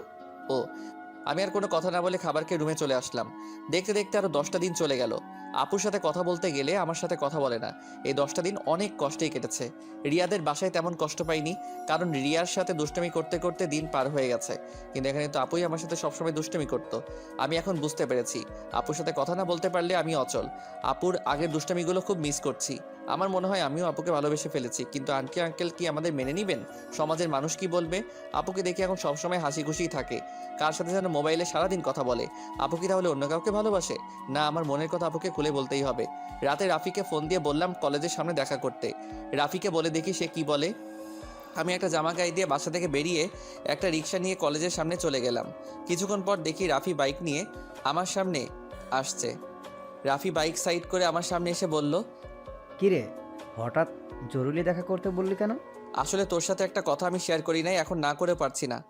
কি কথা বল। তাহলে শোন। তারপর রিয়াদের বাসা এবং আপুদের বাসা থেকে সব কিছু খুলে বললাম। এখন তুই বল আমি কি করব? আঙ্কেল আন্টি যদি জানতে পারে তাহলে তো আমাকে বাসা থেকে বের করে দিবে। তখন আমি কোথায় যাব? তোর এই বন্ধু থাকতে তোর কোনো সমস্যা নেই। তুই আপুকে তোর মনের কথা খুলে বল, পরেরটা পরে দেখা যাবে। আপুকে এখন আমাকে ভালোবাসবে? আমি তো তার মনে কষ্ট দিছি। হয়তো কিছুদিন তোর সাথে অভিমান করে থাকবে, তারপর এমনি অ্যাকসেপ্ট করে নিবে। আমার মনে হয় আপু অন্য কোনো ছেলেকে ভালোবাসে।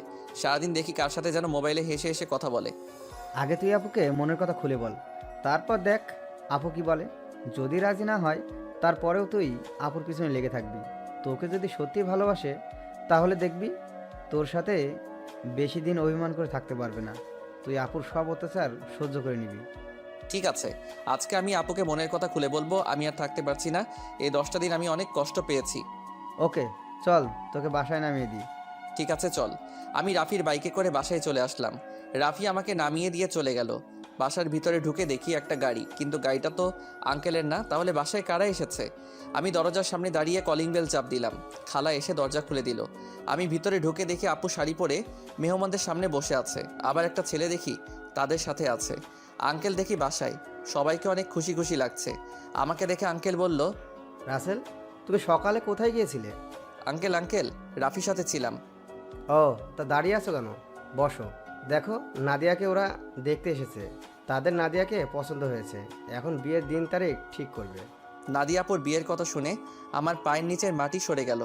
এখনই সবার সামনে বলতে ইচ্ছে করছে, নাদিয়াপু তুমি বিয়েটা করো না। আমি তোমাকে ছাড়া থাকতে পারবো না। আমি তোমাকে অনেক ভালোবেসে ফেলেছি, কিন্তু সেটা আর বলতে পারছি না। তাদের দেখে বোঝা যাচ্ছে তারা এই বিয়েতে অনেক খুশি। সবচেয়ে বড় কথা হলো আপুকেও দেখি অনেক খুশি। তাদের এই খুশির মাঝে আমার ভালোবাসার কথা বলতে পারবো না। আমি চাই না আমার কারণে তাদের খুশি নষ্ট হয়ে যাক। আর ছেলেটা দেখতে অনেক সুন্দর, আপুর সাথে ভালো মানাবে। আমি নিজের কষ্ট চেপে রেখে তখন আমি বললাম, তাহলে তো অনেক ভালো, তোমরা যেটা ভালো মনে করো। তোর কি ছেলেকে পছন্দ হয়েছে? ওনাকে পছন্দ না হওয়ার কি আছে? দেখতে অনেক সুন্দর, আপুর সাথে ভালো মানাবে। তাহলে আমরা বিয়ের 3 তারিখ ঠিক করতে পারি। তারপর তারা বিয়ের দিন তারিখ ঠিক করলো। আগামী শুক্রবার আপুর বিয়ে। আমি আর তাদের মধ্যে না থেকে নিজের রুমে চলে আসলাম। দরজা আটকে দিয়ে অনেক কান্না করতে লাগলাম। জীবনে কোনো মেয়েকে ভালোবাসি নাই, এই প্রথম একজনকে ভালোবাসলাম, কিন্তু তাকে আর বলতে পারলাম না। বলার আগেই তার বিয়ে ঠিক হয়ে গেল। হঠাৎ আমার মোবাইলটা বেজে উঠলো। দেখি রিয়া ফোন দিছে। আজকে এতদিন পরে রিয়া আজকে ফোন দিছে। চোখের পানি মুছে ফোনটা রিসিভ করলাম। কিরে কেমন আছিস? আছি কোনো রকম। তুই কেমন আছিস? আমি আলহামদুলিল্লাহ ভালো আছি। মামা মামি তারা কেমন আছে? সবাই ভালো আছে, কিন্তু তোর কথা কেমন জানি লাগছে। কি হয়েছে তোর? আমার তো কিছুই হয়নি। তুই মনে হয় আমার কাছে কিছু লুকাচ্ছিস। বল কি হয়েছে তোর? বলতে পারি, কিন্তু তুই আমাকে কথা দিতে হবে, তুই কাউকে কিছু বলবি না। ঠিক আছে, বলবো না। এবার বল। তাহলে শোন। এটা তুই কি বলছিস? আমি ফুপা ফুপির সাথে কথা বলি? না রে, তারা শুনলে অনেক কষ্ট পাবে। তারা এই বিয়েতে অনেক খুশি। তাহলে তুই কষ্ট পাচ্ছিস কেন? আমি কষ্ট পেলে কিছু হবে না। আমি চাই না আমার কারণে তাদের আশা ভরসা সব নষ্ট হয়ে যাক। তুই কি পারবি আপুকে ভুলে থাকতে? আমাকে ভুলে থাকার চেষ্টা করতে হবে। এই বিয়েতে আপু রাজি আছে। তাহলে আপু যখন তোকে ভালোবাসার কথা বলেছে তখন রাজি হোস নাই কেন? তখন তো আমি আপুকে ওই চোখে দেখি নাই, আমার বড় বোনের মতো দেখেছি। আর আঙ্কেল আন্টি এবং সমাজের কথা চিন্তা করে আপুকে মানা করে দেই। তখন যদি রাজি হইতি তাহলে আজকে আর কষ্ট পেতে হতো না। এখন তুই কি করবি? এখন আমি আপুকে ভুলে থাকার চেষ্টা করব। আপুর বিয়ে হয়ে গেলে আঙ্কেল আন্টি একা হয়ে যাবে। তাই আমি চাই বাকিটা জীবন তাদের সাথে পার করে দিতে। ঠিক আছে, তাহলে ভালো থাকিস। আর যা কিছু করিস চিন্তা ভাবনা করে করিস। বাই। এই বলে রিয়া ফোন কেটে দিল। আমার চোখ দিয়ে আবার পানি পড়তে শুরু করলো। কান্না করতে করতে নিচে ঘুমিয়ে গেলাম। রাতে সবাই টেবিলে বসে খাবার খেতে লাগলাম। তখন আঙ্কেল বলল, রাসেল, আমি চাই নাদিয়ার বিয়ের সব কিছু তুমি করবে। ঠিক আছে আঙ্কেল। আরে রাসেল, তোমার চোখ দুটো লাল হয়ে আছে কেন? কি হয়েছে তোমার? আসলে আন্টি চোখে কি যেন পড়েছে, তাই লাল হয়ে গেছে। চিন্তা করবেন না, এমনি ঠিক হয়ে যাবে। আমি নাদিয়া আপুর দিকে তাকিয়ে দেখি এক মনে খাবার খেয়ে যাচ্ছে। আমি তার থেকে চোখ সরিয়ে হালকা খাবারকে রুমে চলে আসলাম। রুমে এসে দেখি মোবাইলটা বাজতে আসছে। হাতে নিয়ে দেখি রাফি ফোন দিছে। আমি রিসিভ করার পর রাফি বলল, কিরে কেমন আছিস? আপুকে কি ভালোবাসার কথা বলেছিস?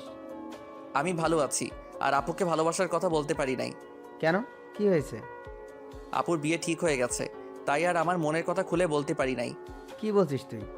কোথায় বিয়ে ঠিক হয়েছে? ছেলের বাড়ি কোথায় সেটা বলতে পারবো না। ছেলেটা দেখতে অনেক সুন্দর। তুই আমাকে বাসার সামনে নামিয়ে দিয়ে যাওয়ার পর তারপর সব খুলে বললাম। এটা তুই কি বলছিস? তুই কি পারবি আপুকে ভুলে থাকতে? তুই একবার আঙ্কেল আন্টিকে কথা খুলে বল, আর না হয় আপুকে বল। না রে, আমি চাই না আমার কথা শুনে তারা কষ্ট পাক। এই বিয়েতে তারা সবাই খুশি আছে, আর নাদিয়া আপুও রাজি আছে। আঙ্কেল আন্টির কথা চিন্তা করে নিজেকে কষ্ট দিবি? তুই কি থাকতে পারবি? শোন, আঙ্কেল আমাকে রাস্তা থেকে তুলে এনে তাদের বাসায় ঠাঁই দিছে। তাদের মতো একটা পরিবার পেয়েছি। আমার মতো এতিম ছেলেকে নিজের ছেলের মতো দেখেছে। তাহলে আমি এই কথা বলি কেমন করে? আর নাদিয়া আপুকে আমি ভুলে যাব? কিছুদিন গেলে সব কিছু ঠিক হয়ে যাবে। তুই মানুষ না রে, তুই একটা ফেরেস্তা। তোর মতো বন্ধু পাওয়া ভাগ্যের ব্যাপার। ঠিক আছে, ভালো থাকিস। কালকে থেকে বিয়ের সব কিছু আমাকে করতে হবে, আজকে আঙ্কেল বলেছে। ওকে, ভালো থাকিস।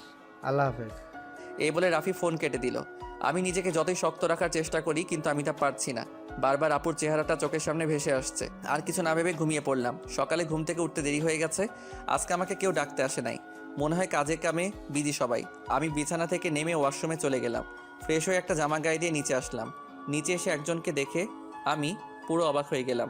এ আর কেউ নয়, আপুর সাথে যে ছেলের বিয়ে ঠিক হয়েছে সেই ছেলে। আমি এখনও ওনার নাম জানি না। আমাকে দেখে ডাক দিল, আসসালামু আলাইকুম দুলাভাই, কেমন আছেন? আলহামদুলিল্লাহ ভালো আছি। তুমি কেমন আছো?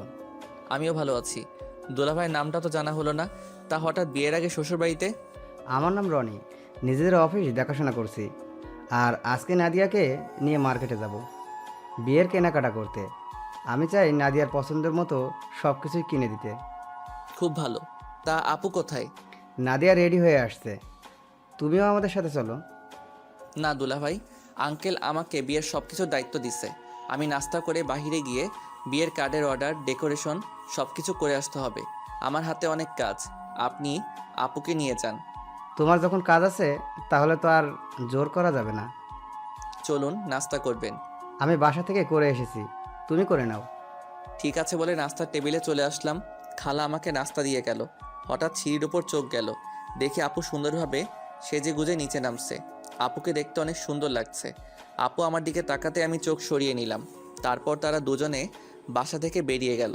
আমি হালকা নাস্তা করে বাসা থেকে বেরিয়ে রিক্সা নিয়ে রাফিদের বাসার সামনে চলে আসলাম। ভাড়া মিটিয়ে কলিং বেল চাপ দিলাম। কিছুক্ষণ পর রাফির আম্মু দরজা খুলে দিল। আসসালামু আলাইকুম আম্মু, কেমন আছো? আম্মু, কাজে অনেক বিজি ছিলাম, তাই তোমার সাথে দেখা করতে পারি নাই। প্লিজ আম্মু, তুমি আমার উপর রাগ করে থেকো না। আম্মু আমাকে জড়িয়ে ধরে কপালে 2টা চুমু দিল। তারপর বলল, এতদিন পর তোর এই আম্মুর কথা মনে পড়েছে? সরি আম্মু, আমার ভুল হয়ে গেছে, আর কখনো এমন ভুল করব না। ঠিক আছে, এখন ভেতরে আয়।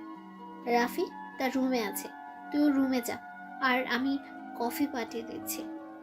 ঠিক আছে আম্মু। আমি ভিতরে ঢুকে উপরে রাফির রুমে যেতে লাগলাম। এবার আপনাদের বলি, রাফির আম্মু জানে আমার আব্বু আম্মু নেই, আমি একটা এতিম ছেলে। তখন রাফির আম্মু আমাকে বলে, কে বলেছে তোর আব্বু আম্মু নেই? আজকে আমি তোর আম্মু। এখন থেকে আমাকে আম্মু বলে ডাকবি। এখন আমার 2 ছেলে। এরপর থেকে রাফির আম্মুকে আমি আম্মু বলে ডাকি। রাফির রুমে এসে দেখি রাফি বিছানায় শুয়ে মোবাইল টিপতে আছে। আমাকে দেখে উঠে বসলো। কিরে, তুই কখন আসলি? এই তো কিছুক্ষণ আগে।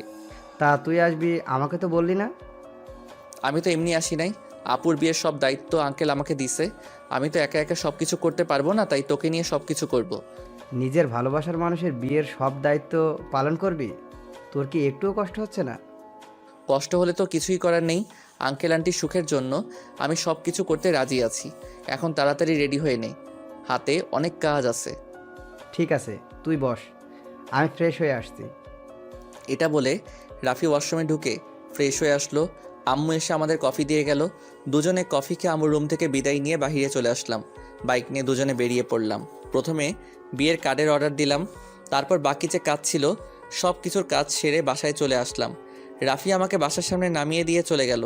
আমি বাসার ভিতরে ঢুকে কলিং বেল চাপ দেওয়ার পর খালা এসে দরজা খুলে দিল। সব কাজ শেষ করে আসতে সন্ধ্যা হয়ে গেছে। আমি আর বাহিরে দুপুরে খাবার খেলাম।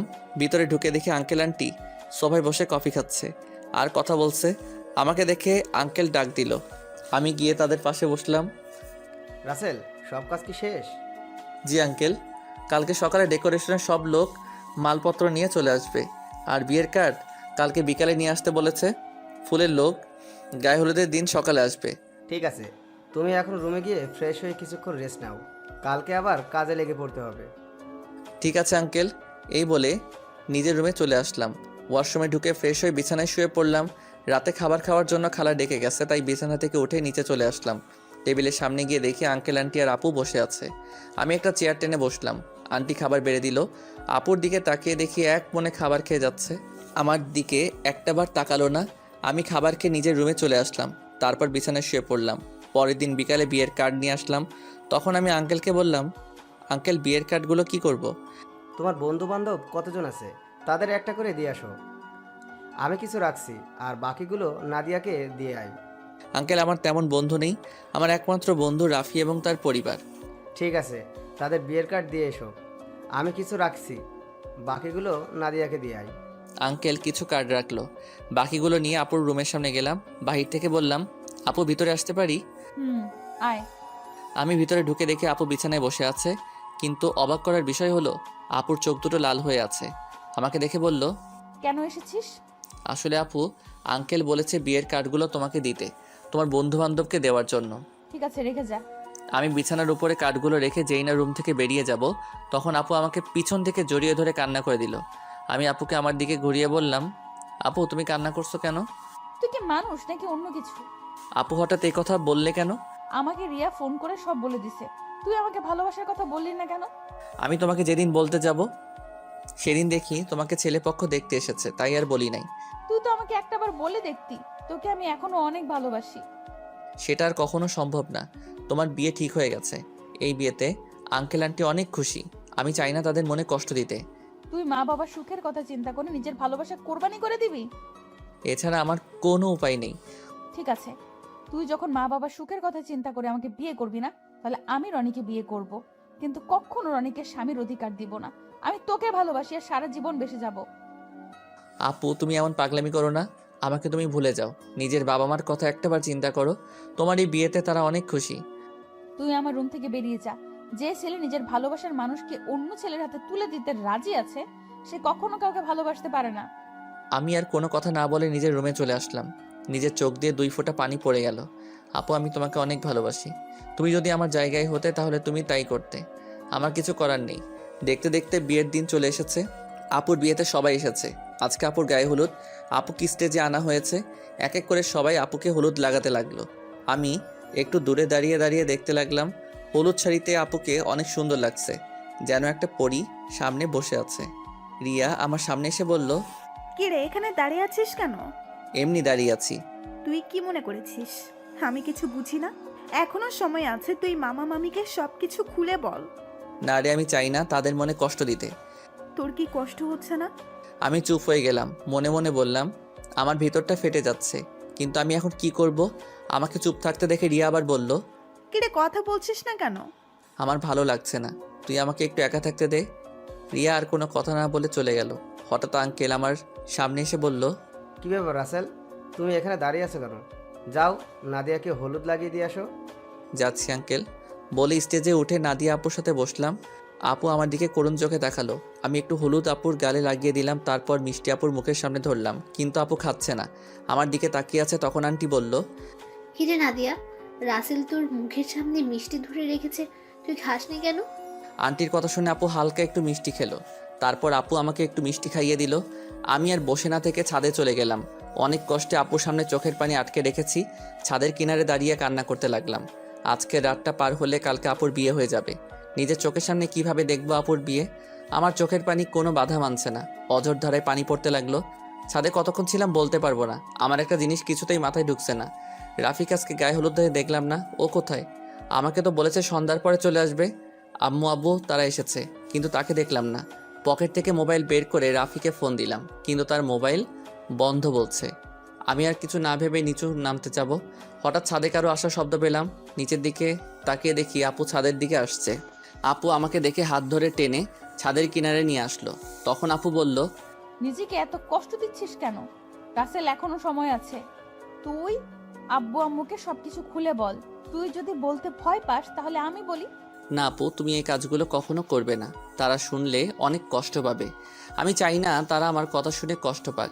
তুই কি পারবি আমাকে ছেড়ে থাকতে? আমাকে পারতেই হবে। রাসেল, শেষবারের মতন আমার একটা কথা রাখবি? কি কথা বলো? তুই কালকে আমার সামনে আসিস না। আমি তোকে সামনে দেখলে কবুল বলতে পারবো না। ঠিক আছে, আমি তোমার সামনে থাকবো না। আমাকে জড়িয়ে ধরে একটা কিস করবি? কালকের পর তো অন্য পুরুষের সাথে থাকতে হবে। এখানে অন্য পুরুষ কোথায় থেকে আসলো? সে তো হবে তোমার স্বামী। কিন্তু আমি তো তাকে কখনো স্বামী হিসেবে মানবো না। আমি শুধু তোকে ভালোবাসি। প্লিজ আপু, তুমি আমাকে ভুলে যাও। স্বামী সংসার নিয়ে নতুন জীবন শুরু করো।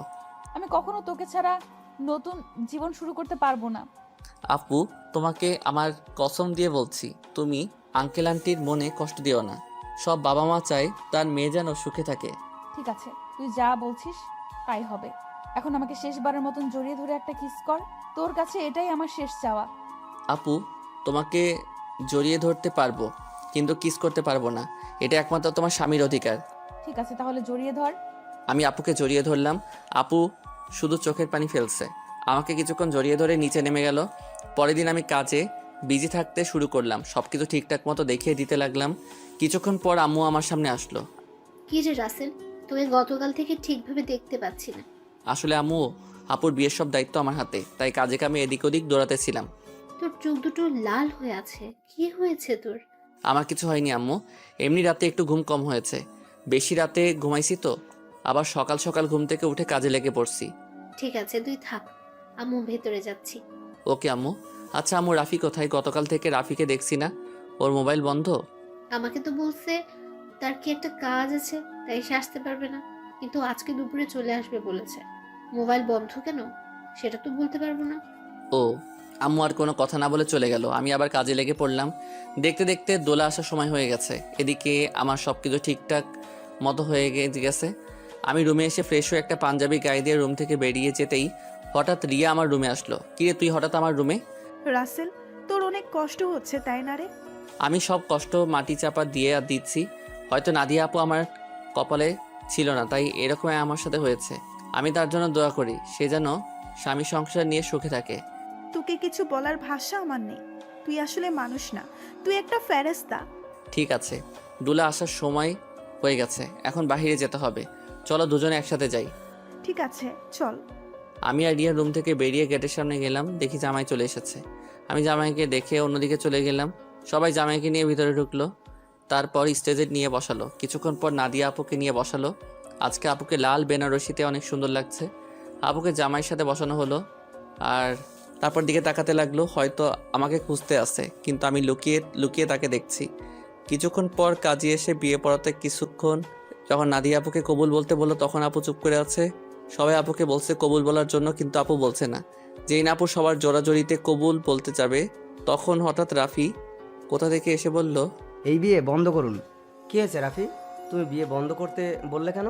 আপনারা যার সাথে আপুকে বিয়ে দিচ্ছেন তার সম্বন্ধে ভালো করে খোঁজখবর নিয়েছেন? কি বলতে চাও তুমি? সবাই তো বলছে ছেলে ভালো। এই ছেলে ভালো না, ও একটা মেয়েকে বিয়ে করবে বলে তার সব কিছু কেড়ে নিয়েছে। তোমার কাছে কি প্রমাণ আছে যে রনি খারাপ ছেলে? আমি জানতাম আপনারা এটাই বলবেন, তাই তো ওই মেয়েকে সাথে করে নিয়ে এসেছি। কোথায় আপু, সামনে আসো। রাফির কথা শুনে একটা মেয়ে সবার সামনে আসলো। মেয়েটাকে দেখে রনির চোখ বড় বড় হয়ে গেল। তখন রাফি বলল, বোন, তুমি সবার কাছে সত্যিটা খুলে বলো। আমার নাম মিম। রনি আর আমার 1 বছরের সম্পর্ক। সে আমাকে বিয়ে করবে বলে আমার সব কিছু কেড়ে নিয়ে গেছে। কিছুদিন আগে সে আমাকে বলে তাকে ভুলে যেতে, আর নাকি তার অন্য জায়গায় বিয়ে ঠিক হয়েছে। আমার সাথে নাকি প্রেমের অভিনয় করেছে। আমার ছেলে যে তোমার সাথে খারাপ কিছু করেছে তার কি প্রমাণ আছে? আমার মোবাইলে আমার আর রনির একসাথে ছবি আছে, এবং কিছু নেগেটিভ ছবিও আছে, চাইলে দেখতে পারে।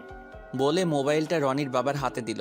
তখন রনির আব্বু বলল, আমি তোমাদের দুজনের ছবি শুধু দেখেছি, আর ওগুলো দেখতে চাই না। রহমান সাহেব, আপনি আমাকে ক্ষমা করে দিন। আমি জানতাম না আমার ছেলে এতটা খারাপ। যদি জানতাম তাহলে কখনোই আপনার মেয়ের জন্য বিয়ের প্রস্তাব নিয়ে আসতাম না। আমি আজকে ওদের দুজনকে বিয়ে দিব। পারলে আমাকে মাফ করে দিবেন। এই বলে রনির বাবা মিম এবং রনিকে নিয়ে তারা বাসা থেকে বেরিয়ে গেল। সবাই এখন চিন্তা করছে নাদিয়ার কি হবে। তখন আঙ্কেল বলল, এখন আমার মেয়েটার কি হবে? এখন ওকে কে বিয়ে করবে? তখন রাফি আর রিয়া আঙ্কেলের সামনে গিয়ে বলল, আঙ্কেল, আপনি কোনো চিন্তা করবেন না, আপুর বিয়ে আজকে এবং এখনই হবে। তুমি কি বলছো রাফি? আমার মেয়েকে বিয়ে করবে? সে আর কেউ নয়, আমি রাসেলের কথা বলছি। রাসেল আর নাতে আপু দুজনকে পাগলের মতো ভালোবাসে। শুধু আপনাদের সুখের কথা চিন্তা করে নিজের ভালোবাসা কোরবানি দিতে চেয়েছে। কারণ মামা, তুমি ওকে রাস্তা থেকে তুলে এনে নিজের বাসায় ঠাঁই দিছো, তাই তোমাদের নুন খেয়ে তোমাদের মনে কষ্ট দিতে চাইনি। আমি আপনাকে সব কিছু খুলে বলি। আঙ্কেল রাফির কথা শুনে আমার সামনে এসে ঠাস করে একটা থাপ্পড় মেরে বলতে লাগলো, নিজেকে খুব মহান মনে করছিস তাই না? আমি কি কখনো তোর চাওয়া পাওয়া অপূর্ণ করেছি? তোকে আমি বাইরের ছেলে মনে করেছি? তুই কেন এমন করছিস? আমি তোমাদের সাথে প্রতারণা করতে পারবো না। আমি আপনাদের দুজনকে সবসময় নিজের মা বাবার মতো দেখে এসেছি। আমি একটা এতিম ছেলেকে ঠাঁই দিয়ে নতুন জীবন দিয়েছেন। আমি কি করে আপনাদের মনে কষ্ট দেই? আরে আমি তোকে কখনো অন্যভাবে দেখিনি, আমি তোকে নিজের ছেলের মতো জানি। তুই আমাদের কাছে একটাবার বলে দেখতি, আমি কখনো মানা করতাম না। এটা শুনে আমি তো আরো খুশি হয়েছি। আচ্ছা তোর কথা বাদ দিলাম, নাদিয়া তো আমাদের খুলে বলতে পারতি। আমি তোমাদের সবকিছু খুলে বলতে চেয়েছি, কিন্তু রাসেল আমাকে মানা করেছে, আবার আমাকে কসম দিছে। ঠিক আছে, এখন সব বাদ। এখন রাফি, তুমি রাসেলকে তৈরি করে নিয়ে আসো। ঠিক আছে আঙ্কেল। এ বলে রাফি আমাকে নিয়ে ওপরে চলে আসলো। আমি সাথে সাথে রাফিকে জড়িয়ে ধরে কান্না করে দিলাম। তারপর বললাম, কি রে, কেমনে কি? আমার পাঠক পাঠিকারা তো কিছুই বুঝতে পারছে না, একটু সবাইকে খুলে বল। ঠিক আছে বলছি। আমি গতকাল দুপুরে মার্কেটে যাচ্ছিলাম আপুর বিয়ের উপহার কিনতে। তখন হঠাৎ দেখি একটা মেয়ে রনির মতো একটা ছেলের সাথে কথা বলছে। হঠাৎ ছেলেটা মেয়েটাকে ঠাস করে 2টা থাপ্পড় মেরে চলে যায়। ছেলেটা যে সময় গাড়িতে উঠবে তখন তার চেহারা দেখে অবাক হয়ে যায়, কারণ সে ছিল রনি ভাই। আমি আর দাঁড়িয়ে না থেকে মেয়েটার কাছে গেলাম। তখন তাকে জিজ্ঞেস করি, ওই ছেলেটার সাথে তোমার কি সম্পর্ক? তারপর মেয়েটি সব খুলে বলে। কি বলেছে আপনারা তো সব জানেন। তুই মিমের সব কথা শুনে কি বলছিস? আমি ওর কথা শুনে তাকে নিয়ে বাসায় চলে আসলাম। আব্বু আম্মুকে বললাম, আমার বন্ধু, তোমরা সবাই বিয়ে বাড়িতে চলে যাও, আমি বিয়ের দিন যাব। আমার বন্ধুর সাথে আমার কিছু কাজ আছে। আব্বু আম্মু পরে কিছু বলে নাই? মানে একটা মেয়ের সাথে তোর কি কাজ? তুই তো জানিস আব্বু আম্মু আমাকে অনেক বিশ্বাস করে, তার ছেলে কখনো খারাপ কাজ করবে না। আব্বু আম্মু চলে আসার পর কোনো রকম রাতটা কাটিয়ে পরের দিন বিয়ে বাড়িতে নিয়ে আসলাম। আমি সবার সামনে রনির মুখোশ খুলে দেওয়ার জন্য বিয়ের দিন মিমকে নিয়ে আসি। আজকে তোর কারণে আমার ভালোবাসার মানুষকে আপন করে পেয়েছি। তোর এই ঋণ কখনো শোধ করতে পারবো না।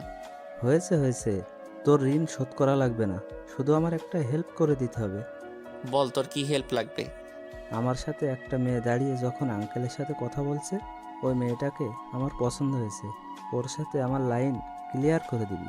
তার মানে তুই রিয়ার কথা বলছিস? আরে তোকে তো ওর কথা বলছি। মানে আমি তো কিছুই বুঝতে পারছি না।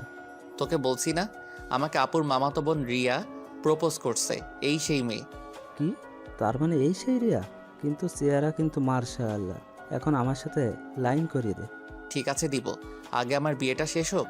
ঠিক আছে, এখন ফ্রেশ হয়ে আয়, আমাদের জন্য সবাই অপেক্ষা করছে। আমি আর কোনো কথা না বলে ওয়াশরুমে ঢুকে ফ্রেশ হয়ে একটা পাঞ্জাবি গায়ে দিয়ে রাফির সাথে নিচে চলে আসলাম। আমাকে নিয়ে আপুর পাশে নিয়ে বসালো। তখন আপু আমার কানের কাছে মুখ এনে বলল, আজকে তোর খবর আছে, শুধু বিয়েটা হয়ে যেতে দে। তুই আমাকে অনেক কষ্ট দিয়েছিস। সেটা বাসর ঘরে দেখা যাবে। আমিও কিন্তু কম কষ্ট পাইনি। কাজী বিয়ে পড়ানো শুরু করলো। আগে আপুকে কবুল বলতে বলল, আপু সাথে সাথে কবুল বলে ফেললো। সবাই মুচকি মুচকি হাসছে। এবার আমাকে বলতে বলল, কিন্তু আমি বলছি না। আমি আপুকে একটু লাগানোর জন্য দেরি করছি। আপু আমাকে কনুই দিয়ে গুঁতা দিল। আমি সাথে সাথে কবুল বলে ফেললাম। সবাই জোরে জোরে হাসা শুরু করলো। তারপর কাজী মোনাজাত ধরলো। সবাই আমাদের জন্য দোয়া করলো। তারপর সবাই খাওয়া দাওয়া করে বাসায় চলে গেল। আব্বু আম্মু আমার কাছ থেকে বিদায় নিয়ে চলে গেল। রাফি আমার সাথে থেকে গেল। এখন আমি আর রাফি ছাদে বসে আছি। ছাদে আসার সময় রিয়াকে বলেছি ছাদে আসার জন্য। আমি আর রাফি বসে বসে কথা বলছি। কিছুক্ষণ পর রিয়া ছাদে আসলো। তখন আমি বললাম, কিরে, তোর আসতে এত দেরি হলো কেন? দেরি কি আর এমনি হয়েছে? তোর বাসর ঘর সাজাতে দেরি হয়ে গেছে, এখন বল কি জন্য ডাকলি? আজকে বিয়েবাড়িতে একটা ছেলে তোকে দেখে পছন্দ করে, সে নাকি তোর সাথে প্রেম করতে চায়। আমার কথা শুনে রাফি মাথা নিচু করে ফেলছে। তখন রিয়া বলল, ছেলেটাকে জানতে পারি? সে আর কেউ নয়, আমার কলিজা, আমার জানের বন্ধু রাফি। ও তাই নাকি? তাহলে ও না বলে তোকে বলতে বলছে কেন? আসলে আজ পর্যন্ত রাফি কোনো মেয়ের সাথে প্রেম করে নাই। কেন জানি তোকে দেখে পছন্দ হয়, কিন্তু লজ্জার কারণে বলতে পারছে না। তাই আমাকে বলল, তোর সাথে লাইন করে দেওয়ার জন্য। ঠিক আছে, তুই রুমে যা। আপু রুমে তোর জন্য অপেক্ষা করছে, বাসর ঘরে। আমার অনেক ভয় করছে রে। এত ভয় কিসের? বিড়ালটা ঠিক মতো মারিস। ওই, এই বিড়াল আবার কোথায় থেকে আসলো? সেটা বাসর ঘরে গেলে আপু তোকে দেখিয়ে দিবে। এখন তুই যা, আমি ওর সাথে কথা বলবো। আচ্ছা ঠিক আছে, যাচ্ছি। আমার বন্ধুর যেন কিছু না হয়, তাহলে কিন্তু তোর মাথা ফাটিয়ে ফেলবো। ওই আমার জামাইয়ের সাথে আমি যেটা করি, তোর সমস্যা কি? কি? তার মানে তুই রাজি? আরে ওকে তো প্রথম থেকে আমি প্রেমে পড়ে গেছি, এখানে রাজি হওয়ার কি আছে? তুই বাসর ঘরে যা, আমি আমার জানের সাথে একটু রোমান্স করি। তাহলে তোরা থাক, আমি গেলাম। আমি আর কোনো কথা না বলে বাসর ঘরের সামনে চলে আসলাম। দোয়া দরুদ পরে আস্তে আস্তে রুমে ঢুকলাম। তারপর দরজা বন্ধ করে দিলাম। দরজা বন্ধ করে বিছানার দিকে তাকিয়ে যেটা দেখলাম, সেটা দেখে আমি পুরো অবাক হয়ে গেলাম। দেখি নাদিয়া আপু একটা লাঠি নিয়ে বিছানায় বসে আছে। আমি আপুর সামনে গেলাম, তখন আমি বললাম, আপু তুমি লাঠি নিয়ে বসে আছো কেন? ঠাস করে একটা বাড়ি মেরে দিল। তখন আমি বললাম, তুমি আমাকে মারলে কেন? প্রথমে আপু বললি কেন? আপুকে আপু বলবো না তো কি বলবো? আবার ঠাস করে আরেকটা বাড়ি মারলো। তখন নাদিয়া বলল, আর একবার যদি আপু বলে ডাকিস তা তোর মাথা ফাটিয়ে দিব। এখন থেকে আমার নাম এবং তুমি করে বলবি। তুমি করে তো সবসময় বলি, কিন্তু নাম ধরে কিভাবে বলবো? তুমি তো আমার থেকে বড়। কারণ এখন আমি তোর স্ত্রী, আমাকে নাম ধরে ডাকবি। ঠিক আছে, এখন থেকে নাম ধরে ডাকবো। তো এতক্ষণ কোথায় ছিলি? তোর আসতে এত লেট হলো কেন? আগে বলো, তুমি আমাকে তুই করে বলছো কেন? আমি তোমার স্বামী, আমাকে তুমি করে বলবে। ঠিক আছে বলবো, এখন বল আসতে দেরি হলো কেন? তাহলে শোনো। তারপর রাফি আর রিয়ার কথা খুলে বললাম। সেটা তো খুশির খবর। আজকে রাফির জন্য তোমাকে আমি আপন করে পেয়েছি। ও না থাকলে এতক্ষণে আমাকে বাসর ঘরে রনি থাকতো। ঠিক আছে, এখন অজু করে আসো, 2 রাকাত নফল নামাজ আদায় করতে হবে। ঠিকই বলেছ। ওর মতো বন্ধু পাওয়া ভাগ্যের ব্যাপার। করব। আগে আমাকে একটা কথার উত্তর দাও। বিয়ের আগে তোমাকে দেখছি সব সময় কার সাথে যেন হেসে হেসে কথা বলতে। তুমি কার সাথে কথা বলতে? নাদিয়া আমার কথা শুনে হাসতে হাসতে বলল, আরে পাগল, এটা আমি অভিনয় করছি। আমি তোমার সামনে মোবাইল নিয়ে অন্য ছেলের সাথে কথা বলার অভিনয় করছি এবং তোমাকে এড়িয়ে চলছি। তুই এগুলো সহ্য করতে না পেরে যেন আমাকে ভালোবাসার কথা বলিস, কিন্তু হাদারাম, তুমি আমাকে কখনো বলোই নাই। কিছুদিন দেখার পর যখন তোমার রিয়াকশন দেখলাম না, তারপরে ছেলেকে বিয়ে করতে রাজি হয়ে যায়। তারপর কি হলো তুমি তো জানো। আমারটা আর কি শুনবে? সব তো তুমি জানতে পেরেছ। এখন চলো দুজনে অজু করে আসি। ঠিক আছে চলো। আমি আর নাদিয়া ওয়াশরুমে ঢুকে অজু করে 2 রাকাত নফল নামাজ আদায় করে খাটে গিয়ে বসলাম। তখন নাদিয়া বলল, আজকে তোমার ভালোবাসা দিয়ে আমার সব কষ্ট দূর করে দাও। তোমার কষ্ট দূর করলে আমার কষ্টগুলো দূর করবে কে? আমিও তোমার সব কষ্ট দূর করে দিব ভালোবাসা দিয়ে। ঠিক আছে, তাহলে মিশনে নেমে পড়ি। আমার